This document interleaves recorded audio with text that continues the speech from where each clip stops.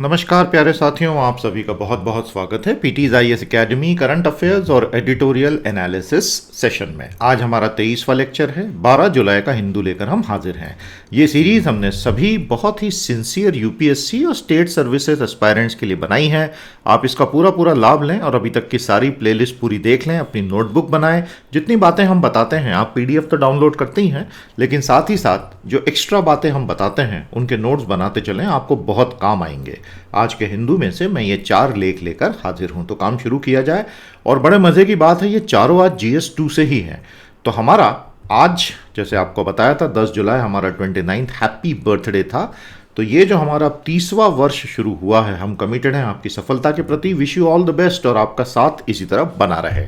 तो पेपर 3 यानी कि GS2 से संबंधित हमारे आज के चारों लेख हैं।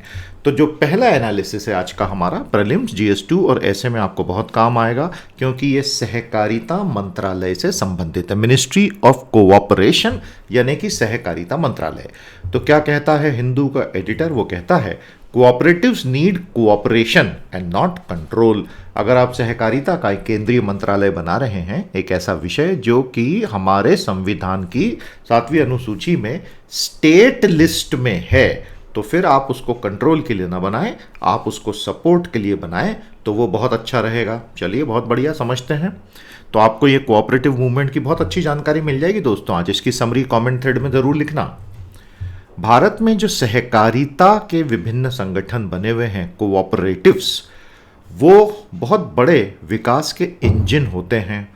क्योंकि राज्य जो काम करता है, मतलब सरकारें, और बाजार जो काम करता है, उसके अलावा कोऑपरेटिव्स एक तीसरा इंजन होते हैं सफलता का, लोगों के लिए इकोनॉमिक अपॉर्चुनिटीज क्रिएट करने का। जुलाई 2021 में केंद्र सरकार ने एक पूरा मंत्रालय बना दिया है, सहकार मंत्रालय, जिसमें सरकार ये कह रही है कि अब हम इस क्षेत्र पे विशेष ध्यान देंगे। तो लोगों को ऐसा लग रहा है कि कहीं ऐसा ना हो जाए कि केंद्रीय हाथों में ज़बरदस्त नियंत्रण पूरे भारत के कोऑपरेटिव्स का चला जाए, क्योंकि कोऑपरेटिव्स जो हैं वो राज्य सूची में आते हैं। ये न तो सेंट्रल लिस्ट में हैं, न कॉन्करेंट लिस्ट में हैं। तो इस मिनिस्ट्री को कानूनी रीच देने के लिए कुछ न कुछ कानूनों में बदलाव तो सरकार को करने ही पड़ेंगे। भारत में जितने भी सहकारिता संगठन हैं, वो एग्रीकल्चर में है, क्रेडिट यानी ऋण देना, मार्केटिंग में है, फर्टिलाइजर्स में है और कुछ दूसरे सेक्टर्स में है। और इनका गोल कभी भी, कोऑपरेटिव्स हमेशा याद रखिएगा दोस्तों, ये प्रॉफिट मैक्सिमाइजेशन के गोल पे काम नहीं करते, जिस पे प्राइवेट सेक्टर के संगठन करते हैं। ये लोग हमेशा अपने मेंबर्स की भलाई के लिए काम करते हैं, how to support all the members equitably. तो कोऑपरेटिव होते क्या हैं?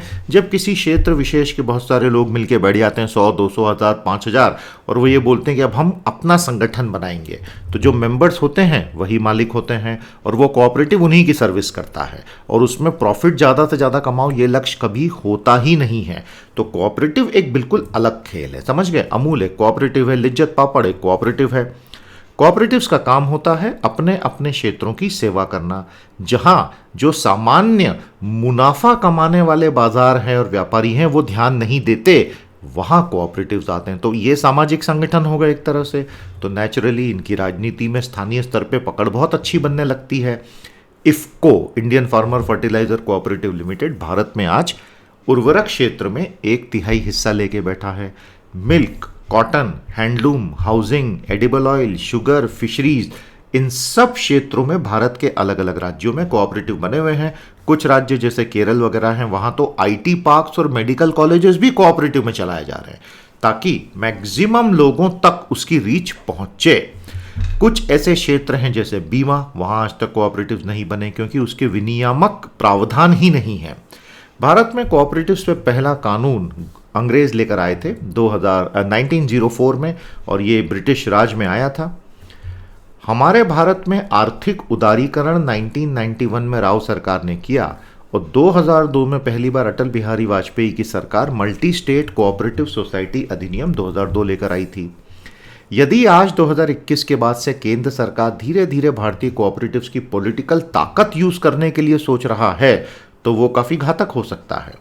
भारत से, क्योंकि पिछले इतने सालों में कोऑपरेटिव्स ने गरीबी घटाने, खाद्य सुरक्षा बढ़ाने, प्राकृतिक संसाधन और पर्यावरण प्रबंधन करने, इस सब में बहुत मदद की। हालांकि इस सेक्टर में बहुत सारी प्रॉब्लम्स भी हैं। स्थानीय स्तर पर जो नेता नगरी होती है वो बहुत सारा पैट्रोनेज के अपने नेटवर्क बना लेते हैं। हमने ये कुछ कोऑपरेटिव बैंक्स के साथ घोटाले होते हुए भी देखे। पिल्फरेज यानी पैसे की चोरी, मिसमैनेजमेंट और करप्शन, ये हर जगह नहीं होता है। मैक्सिमम कोऑपरेटिव्स बहुत अच्छे से चल रहे हैं, लेकिन ये होता है। अमित शाह साहब जो गृह मंत्रालय चलाते हैं वो खुद एक जिला कोऑपरेटिव बैंक चला चुके हैं, तो उनको ये सारे खेल पता हैं। ऑटोनॉमी फॉर कोऑपरेटिव्स, अक्सर जो स्वायत्तता होती है कोऑपरेटिव्स को, काफ़ी स्वतंत्रता होती है। स्थानीय स्तर पर उसका दुरुपयोग होना कोई नई बात नहीं है। हालांकि आरबीआई और स्टेट दोनों उसका डुअल कंट्रोल रखे हुए हैं। सेंट्रल मिनिस्ट्री इस चीज़ का सॉल्यूशन नहीं हो सकती। कोऑपरेटिव स्पिरिट का मतलब होता है सभी सदस्यों के द्वारा लोकतांत्रिक निर्णय लेना, ट्रांसपेरेंटली लेना, एफिशिएंटली लेना। तो अगर आप एक केंद्रीय मंत्रालय बना रहे हैं, बहुत अच्छी बात है। उससे आप पूरे भारत में कोऑपरेटिव मूवमेंट को तेजी से आगे बढ़ाइए, डिसेंट्रलाइजेशन करते हुए। अगर उसको एक कमांड अथॉरिटी बना दिया गया तो वो तो कोऑपरेटिव्स के मूल विचार को ही समाप्त कर देगा। आ गया समझ में? तो बहुत अच्छा लेख है और बहुत सारी चीज़ें हमको सीखने को मिली। पॉइंट वाइज हमको भी समझाइए कमेंट थ्रेड में। और क्या आप किसी अपने लोकल कोऑपरेटिव को जानते हैं, नाम के साथ बताइए। और आप किस शहर के हैं, किस जिले के हैं, किस प्रदेश के हैं और कौन सी एग्जाम देने वाले हैं अगले कुछ दिनों में, ये हमारे साथ कमेंट थ्रेड में शेयर कीजिएगा। आज का हमारा दूसरा लेख जो है बेहद खूबसूरत लेख है। भारत की एक बहुत ही पुरानी समस्या है इनइक्वालिटी और डिस्क्रिमिनेशन, असमानता और भेदभाव। लेकिन भेदभाव सिर्फ जाति आधार पर नहीं होता है, भेदभाव बहुत सारे आधारों पर होता है। वो भेदभाव से निपटने के लिए ऑथर कहते हैं कि there can be a Kerala model for anti discrimination law, ending multiple discriminations via positive law. इसके एक ऑथर हैं शशि थरूर। वो बेसिकली अभी बोल रहे हैं कि भारत में ऐतिहासिक रूप से जो बहुत सारे भेदभाव चलते चले आ रहे हैं, हम उन्हें कानून के जरिए बहुत तेजी से समाप्त कर सकते हैं। तो दोस्तों समझते हैं, आपको बहुत गहरी इसमें एक सोच मिलेगी। साइलेंट सेग्रीगेशन, यानी मुंह से कुछ बोलना नहीं लेकिन इशारों इशारों में भेदभाव कर देना, ये भारतीय समाज में व्यापक तौर पर फैला हुआ है। और इसके जरिए क्या होता है, लोगों के साथ भेदभाव या तो उनके जेंडर के आधार पर, या मैरिटल स्टेटस के आधार पर, या सेक्सुअल ओरिएंटेशन के आधार पर, या खान पान की आदतों के आधार पर चुपचाप बिना बोले ऐसा भेदभाव होता है कि वो स्ट्रक्चरल हो जाता है। जिंदल ग्लोबल लॉ स्कूल ने हाउसिंग डिस्क्रिमिनेशन प्रोजेक्ट पे लंबा चौड़ा रिसर्च किया और उस रिसर्च का अंत परिणाम ये रहा, ये लर्निंग हुई कि भारत में किसको घर देना, किसको किराए पे रखना, किसको नहीं रखना, इसमें भेदभाव सबसे ज़्यादा होता है और हर शहर में होता है और कंटिन्यूसली होता है। प्यू रिसर्च की लेटेस्ट रिपोर्ट धर्म के ऊपर आई थी कि ज़्यादातर भारतीय अपना पड़ोसी कोई ऐसा नहीं चाहेंगे कि दूसरे धर्म का हो। और इन सब मामलों में जब लोगों को फिर घर भी रेंट पे मिलना मुश्किल हो जाता है क्योंकि हाउसिंग डिस्क्रिमिनेशन है, तो हमारे संविधान में दी हुई समानता की बातों का खुल्लम खुल्ला मखौल उड़ाया जाता है। सोसाइटी जो है पूरे भारत की हर राज्य में, हर शहर में ये प्रॉब्लम भरी हुई है, गांवों में तो और ज़्यादा है। हमेशा LGBTQIA कम्युनिटी के खिलाफ ही जाती है, जबकि सुप्रीम कोर्ट ने धारा 377 को काफ़ी डाइल्यूट कर दिया। अगर एडल्ट्स के बीच में कंसेंसुअल फिजिकल रिलेशनशिप है सेम सेक्स की तो उसको गलत नहीं माना जाएगा, लेकिन सोसाइटी ये सब नहीं मानती। आर्टिकल 15 ये कहता है कि जो देश है, राज्य है, सरकार है, वो किसी भी भारतीय व्यक्ति के खिलाफ religion, race, caste, sex, place of birth के आधार पर भेदभाव नहीं करेगी। लेकिन संविधान प्राइवेट सिटीजन्स और प्राइवेट इंस्टीट्यूशंस को ऐसा करने से नहीं रोकता। तो ये लोग ज़बरदस्त भेदभाव करते हैं। और इनफैक्ट संविधान में बहुत सारे ऐसे कारण तो सूचीबद्ध भी नहीं किए गए जिनके आधार पर आज के आधुनिक भारत में डिस्क्रिमिनेशन होता है। एथनिसिटी, आपकी नस्ल क्या है, लिंग्विस्टिक आइडेंटिटी, आप कौन सी भाषाएं बोलते हैं, नेशनैलिटी, मैरिटल स्टेटस, आप अनमैरिड हैं तो आपको कई बिल्डिंग्स में घर ही किराए पे नहीं मिलता है, sexual orientation, disability, physical appearance, इन सब चीज़ों के आधार पे भेदभाव प्रचुर मात्रा में है भारत में। फिर इंटरसेक्शनल डिस्क्रिमिनेशन होता है। मान लीजिए कि कोई दलित औरत है, अब वो 3 तरह के भेदभाव फेस करती है। एक वो करती है बीइंग अ दलित, एक वो करती है बीइंग अ वुमन, और एक वो करती है बीइंग अ दलित वुमन। तो ऐसा कब तक हम चलने देंगे, ये कहना है लेखकों का। जब तक इससे संबंधित कानून नहीं आएंगे तो ये डायरेक्ट, इनडायरेक्ट और इंटरसेक्शनल डिस्क्रिमिनेशन भारत से कभी समाप्त हो ही नहीं सकता है। अगर आप ये सोच रहे हैं कि समाज अपने आप को बदल लेगा तो वैसा तो होना नहीं है। होना होता तो अभी तक हो गया होता। Most liberal democracies have very clear laws that such discrimination is not allowed. Bharat liberal democracies में एक अपवाद है जहां सच्चर कमेटी 2006 की अनुशंसाओं के बावजूद और expert group on equal opportunity commission के professor N R Madhava Menon के अनुशंसाओं के बावजूद इस तरह का कोई भी लॉ नहीं आया। 2010, 11, 12 के आसपास एक ड्राफ्ट बिल तैयार तो हुआ था, लेकिन वो सब फिर धुआं धुआं हो गया। शशि थरूर खुद लेखक हैं इस आर्टिकल के। वो बोलते हैं मैं व्यक्तिगत रूप से 2016 में anti discrimination and equality bill एक प्राइवेट मेंबर के रूप में लाया, लेकिन फिर वो बिल आगे नहीं बढ़ पाया। तो आज की तारीख में ये ज़रूरी है कि भारत के राज्यों में से कोई एक या दो आगे बढ़ के ऐसा कानून बना दें। अगर उन्होंने बनाया तो बाकी राज्य भी बनाएंगे, तो फिर केंद्र को भी एक न एक दिन बनाना पड़ेगा। तो अगले 5-10 सालों में हम भारत से ऐसी समस्याओं को जड़ से खत्म करने की दिशा में आगे बढ़ सकते हैं। केरल में अभी तक के दोनों बड़े पॉलिटिकल फॉर्मेशंस ने इस साल के चुनावी मैनिफेस्टो में बोल ही दिया था हम इस तरह का कानून लाएंगे।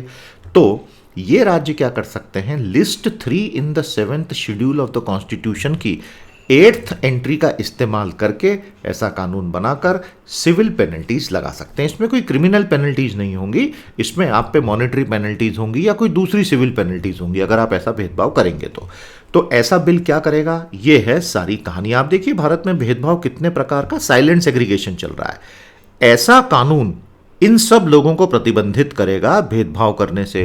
Landlord, trader, private persons in public function, public authorities from discriminating on grounds of caste, race, descent, ethnicity, sex, gender identity, expression, pregnancy, sexual orientation, religious identity, tribe, disability, linguistic identity, HIV status, nationality, marital status, dietary preferences, skin tone, physical appearance, place of residence, birth, age. अरे बाप रे बाप, इतना कुछ। तो अब यही सच्चाई है भैया। तो आपने अपने जीवन में कभी भेदभाव फेस किया है व्यक्तिगत रूप से? बताइएगा कमेंट थ्रेड में कि आपके साथ कहाँ ऐसा हुआ और आपको बहुत बुरा लगा कि मुझे कोई मदद नहीं कर रहा है। लॉजिकल रिस्ट्रिक्शंस अप्लाई कर सकते हैं, जैसे कि कोई ड्रामा कंपनी मान लो कोई बहुत बड़ा ड्रामा स्टेज कर रही है और उसमें कोई मेल कैरेक्टर है तो वहाँ केवल मेल सिलेक्ट होंगे, इसमें कोई बंदिश नहीं लगाई जा सकती। बड़ी मज़ेदार बात है। तो ऐसा कानून बेसिकली सभी सरकारी संस्थानों, सार्वजनिक संस्थानों में एक पॉजिटिव एफर्मेटिव एक्शन के प्रावधान लाएगा और इक्वालिटी कमीशन भी बनाएगा। तो समानता आयोग बनेंगे राज्य लेवल पर, और अगर कल को केंद्र सरकार को लगा तो केंद्रीय स्तर पर भी बना सकती है। और इन लोगों ने क्या किया है कि ऐसा एक पूरा बिल का मसौदा बना के अभी की केरल सरकार को भेज दिया है। अगर सरकार ने ऐसा कानून बना दिया तो 1950 के संविधान के बाद ये भारत में नागरिक अधिकारों का सबसे बड़ा विस्तारीकरण होगा, जो देश के लिए मील का पत्थर साबित हो सकता है। क्योंकि भेदभाव आधारित समाज एक आधुनिक समाज नहीं हो सकता, तो हमें साइलेंट सेग्रीगेशन को समाप्त करना ही होगा। हालांकि भारत ने बहुत तरक्की की है, लेकिन अभी भी ये सब तो मौजूद है ही, तो इसको हमें समाप्त करना है। दोस्तों, आपको भारतीय संविधान की खूबसूरती बताता हूं जो आप में से कईयों को नहीं पता होगी। कमेंट थ्रेड में इसको अपने शब्दों में रिपीट कीजिएगा।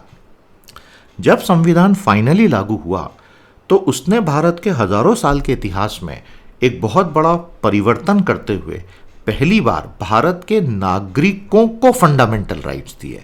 आज के पहले नागरिकों के पास फंडामेंटल राइट हजारों सालों से नहीं थे।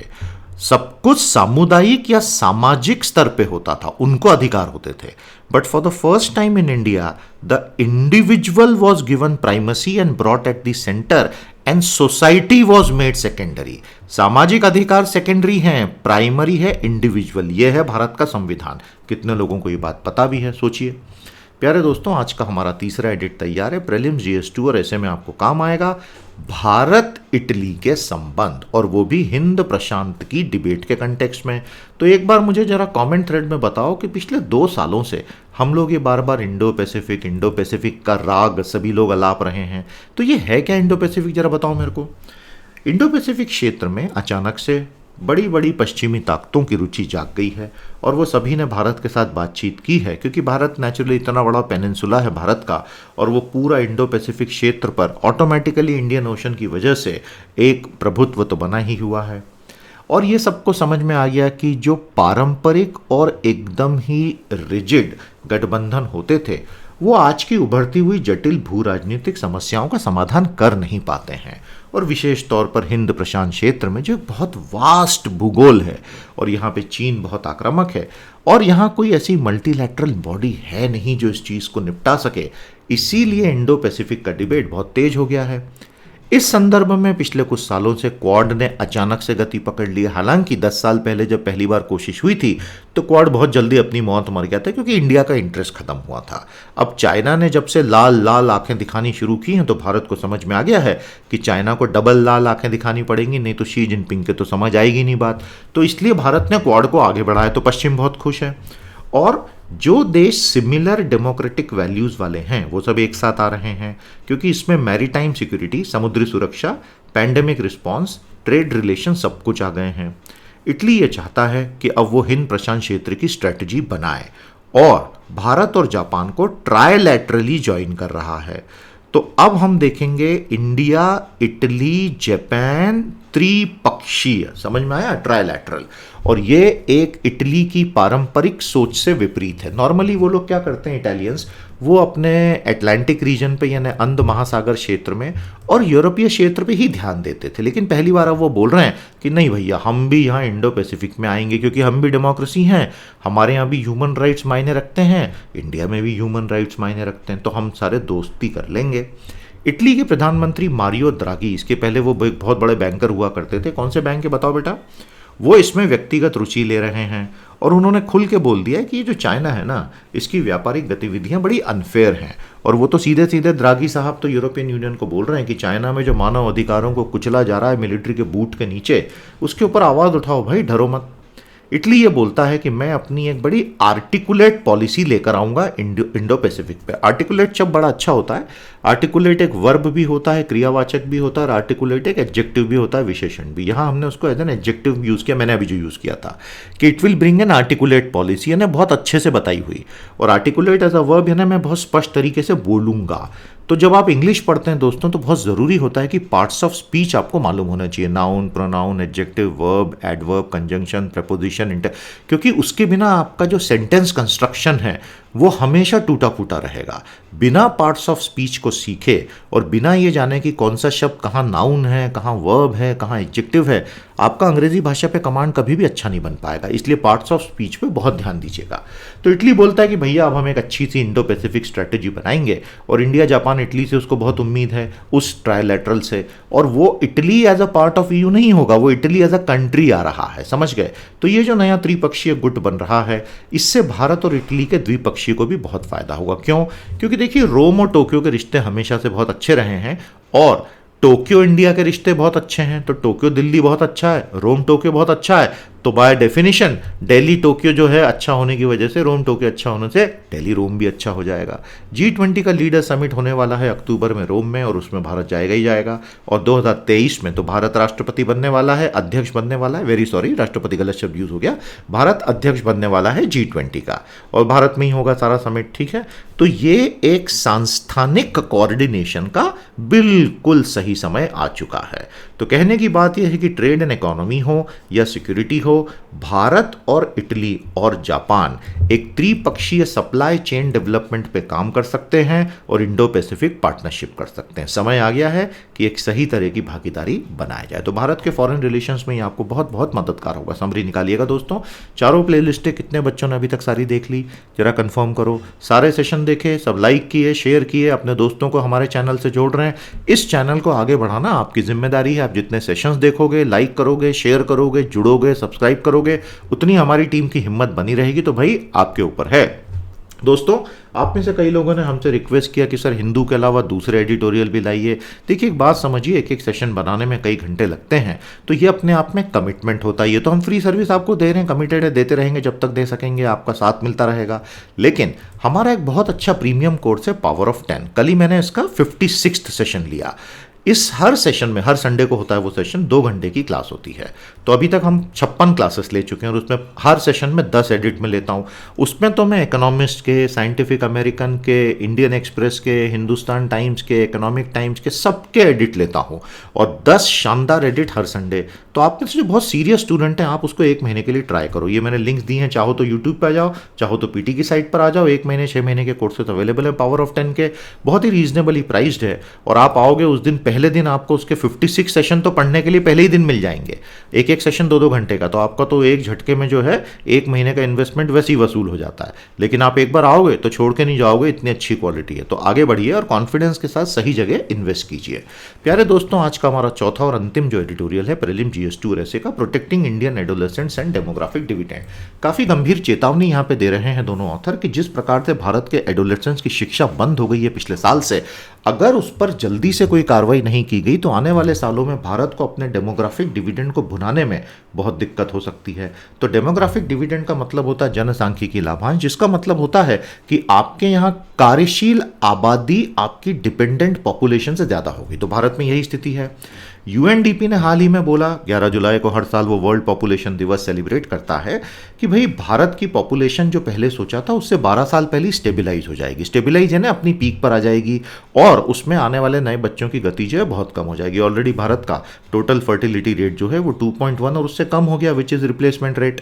और भारत के डेमोग्राफिक डिविडेंड की विंडो इस वजह से कम होगी क्योंकि नए बच्चों का आना बहुत तेजी से गिर रहा है। भारत की भलाई, वेलफेयर अब इस चीज पर डिपेंड करती है कि वो अपने युवाओं का वेलफेयर कैसे कर पाता है। अब कोविड ने इस समस्या को बहुत बिगाड़ दिया है। भारत की जो एडोलेसेंट पॉपुलेशन है, 10 से 19 साल के लोगों को एडोलेसेंट बोलते हैं, 13 से 19 को टीनेजर बोलते हैं, वो 25 करोड़ 30 लाख है। और भारत में 15 से 59 वर्ष की आबादी 62% है। मीडियन एज आपकी केवल 30 से कम है, एक्चुअली 28 है। मीडियन एज का क्या मतलब होता है? भारत के सारे लोगों को अपनी आयु के पैमाने से एक सीधी लाइन में खड़ा कर दें। सबसे कम आयु वाला सबसे नीचे है, सबसे अधिक वाला एक के पीछे खड़े कर दो सबको, और बिल्कुल बीच में से लाइन डाल दो तो वो होगी मीडियन। ये एवरेज नहीं होती है, तो वो है 28। भारत का डेमोग्राफिक डिविडेंड का क्या मतलब? ये है हमारा आर्थिक वृद्धि की संभावना, क्योंकि हमारे यहाँ युवा है। लेकिन इसको अगर आप हेल्थ और एजुकेशन से कन्वर्ट नहीं करोगे पोटेंशियल में, तो ये डेमोग्राफिक डिविडेंड किसी काम का है नहीं। कोविड बहुत भयंकर शॉक था भारत की शिक्षा व्यवस्था को, जो ऑलरेडी बहुत कमजोर चल रही थी। भारत पर स्टूडेंट सार्वजनिक व्यय में दुनिया में 62 नंबर पे था और भारत का स्टूडेंट टीचर रेशियो वैसे ही बहुत खराब था। और कोविड लॉकडाउन ने भारत के 32 करोड़ स्टूडेंट पे जो बिजली गिराई, उनमें 16 करोड़ लड़कियां हैं। सबसे ज्यादा नुकसान लड़कियों का हुआ है, क्योंकि इनको जो माता पिता ने स्कूल से निकाला है, इनमें से 15-20% को तो वो कभी वापस भेजेंगे ही नहीं, और उनमें से कईयों की तो शादी करके रवाना भी कर दिया है। It is a horrible fact, child marriage. Learning in adolescent groups worldwide has been hit. जनवरी के कोविड आउटब्रेक के पिछले साल से दुनिया भर में एडोलेसेंट्स की हालत खराब है। बात सिर्फ भारत की नहीं है, भारत में आबादी ज़्यादा होने की वजह से यह समस्या विकराल रूप ले चुकी है। और ILO कहता है, इंटरनेशनल लेबर ऑर्गेनाइजेशन, अंतर्राष्ट्रीय श्रम संगठन, कि बच्चों में, युवाओं में अब जो है एंग्जाइटी और डिप्रेशन तेजी से फैल गया है। तो क्यों ना भारत सरकार प्रायोरिटी पे टीचर और स्कूल स्टाफ को टीके पहले लगा दे कोविड के, स्कूलों को ओपन जल्दी जल्दी करे, डिसेंट्रलाइज डिसीजन मेकिंग स्थानीय स्तर पे तय करने दो कौन से स्कूल को जल्दी खोला जा सकता है। पैंडेमिक ने क्योंकि बाल विवाह भी बढ़ा दिए हैं और जनरल पॉवर्टी बहुत बढ़ा दी है, साथ ही साथ जेंडर बेस्ड वायलेंस बहुत बढ़ गया है। यदि किसी लड़की के प्राइमरी केयर गिवर्स जो है, माता पिता, जो भी घर के बड़े हैं, अगर उनकी मौत हुई है कोविड से या वो बीमार पड़ गए, तो वो अब्यूज का शिकार बन रही हैं या मानव तस्करी का शिकार बन रही हैं। बहुत भयानक हालत है, बहुत खतरनाक रिपोर्ट है ये। रिस्ट्रिक्टेड मोबिलिटी का मतलब है घरों के भीतर वायलेंस ज़्यादा रहा है, और लड़कियों ने क्योंकि सबसे ज़्यादा सफ़र किया है, तो क्यों ना मिनिस्ट्री ऑफ एजुकेशन सबसे पहले लड़कियों को स्कूल में लाना शुरू करे और उनकी पढ़ाई शुरू करवाए। साथ ही साथ ministry of health and family welfare pandemic से लड़ने के इंडिविजुअल लेवल पे गाइडेंस दे, मिड डे मील शुरू करवाए, और टीचर्स लड़कियों तक मेंस्ट्रुअल हाइजीन प्रोडक्ट्स जो बटने बंद हो गए कोविड में, वो जल्दी जल्दी बांटना फिर से शुरू करें। ईस्ट एशिया ने 1965 से 1990 में आधुनिकता की लंबी छलांग भरी क्योंकि उसने अपने ह्यूमन रिसोर्सेस में बहुत निवेश किया। भारत भी वो लंबी छलांग भर सकता है, लेकिन समय बीतता जा रहा है, जल्दी कुछ कीजिए। आया समझ में दोस्तों? ये वास्तविक चुनौतियां हैं देश की, और इस पे जितना जल्दी कुछ होगा, नहीं तो क्या होगा, बहुत सालों तक इसका दंड हमको भुगतना होगा। तो समराइज कीजिएगा इसको भी, आज की हमारी प्रमुख खबरें। तो फाइनली प्राइवेट स्पेस टूरिज्म शुरू हो चुका है। रिचर्ड ब्रांसन वो पहले एंटरप्रेन्योर बने हैं जो अपने ही जहाज में स्पेस में गए, और साथ ही में भारत की तीसरी महिला गई, और उनका नाम हमें कमेंट थ्रेड में बताइए। तो ये स्पेस टूरिज्म किन लोगों को फायदा कराएगा, क्या होगा अगले 10 साल में, थोड़ा सोच के बताइए। पहली बार ऐसा हुआ है कि एक महिला 90 ईयर्स की थी, उनमें कोविड के अल्फा बीटा दोनों वेरिएंट एक साथ मिले हैं। उत्तर प्रदेश अपनी नई जनसंख्या नीति लेकर आ चुका है। उनका लक्ष्य है कि टोटल फर्टिलिटी रेट जो यूपी में 2.7 है, हालांकि भारत में 2.1 से एवरेज नीचे जा चुकी है, उसे घटाना। राइट टू सेफ्टी, आज ही हमने बात की। ऊबर और यूनेस्को जो हैं पूरी दुनिया में टीचर्स वैक्सीनेशन कैंपेन में कोऑर्डिनेट कर रहे हैं। अच्छी खबर है, स्वदेशीकरण में, डिफेंस में हिंदुस्तान एरोनॉटिक्स लिमिटेड जो है वो अपना पहला बैच लाइट कॉम्बैट हेलीकॉप्टर्स का इंडियन एयरफोर्स को देने वाला है। स्पोर्ट्स के जगत से दो बड़ी खबरें। पहली खबरी, लियोनेल मेसी भैया जो हैं पहली बार कोपा अमेरिका जीतकर अपना पहला इंटरनेशनल टाइटल जीते हैं, बहुत बहुत बधाई। वो आज तक बेचारा इतना बड़ा प्लेयर जो है अपने देश को कभी नहीं जिता पाया था किसी बड़ी कंपटीशन में। और दूसरा, जोकोविक जो है फाइनली उसने भी 20 ऑल कर दिया। तो दुनिया में टेनिस अब 3 लोगों के घर का खेल बन गया है, और वो हैं फेडरर, नडाल और जोकोविच। ज़बरदस्त सफलता विंबलडन की। और ये डेटा जो इसमें ग्रैंड स्लैम का दिया है, ये थोड़ा सा एग्जाम के हिसाब से भैया ध्यान रखना, बिल्कुल पूछेंगे। काबुल एयरपोर्ट को एंटी मिसाइल सिस्टम दिया गया है क्योंकि तेजी से तालिबान आगे बढ़ रहा है। और एबी अहमद साहब इथियोपिया वाले, ये फिर से चुनाव जीते हैं। ये पहले एक बहुत बड़ा पुरस्कार भी जीत चुके, बताएंगे कौन सा। और फिलहाल इनका जो टिग्रे रीजन में बहुत मानव अधिकारों का उल्लंघन भी चल रहा है, और साथ ही साथ ग्रेट इथियोपियन रेनेसांस डैम को लेके इजिप्ट से ये भिड़े हुए भी हैं। लेकिन फिलहाल चुनाव तो जीतते जा रहे हैं। चश्मा बड़ा अच्छा फैंसी पहना हुआ है। साथियों, अगर अंग्रेजी में आपको जरा भी दिक्कत है, पूरे कॉन्फिडेंस से हमारे इस कोर्स में एनरोल करें। आपकी बहुत सारी अंग्रेजी की दिक्कतों को ये अकेला कोर्स दूर करेगा। Wish you all the best. आज के लिए इतना ही, कल आपसे फिर भेंट करेंगे। नमस्कार, जय हिंद।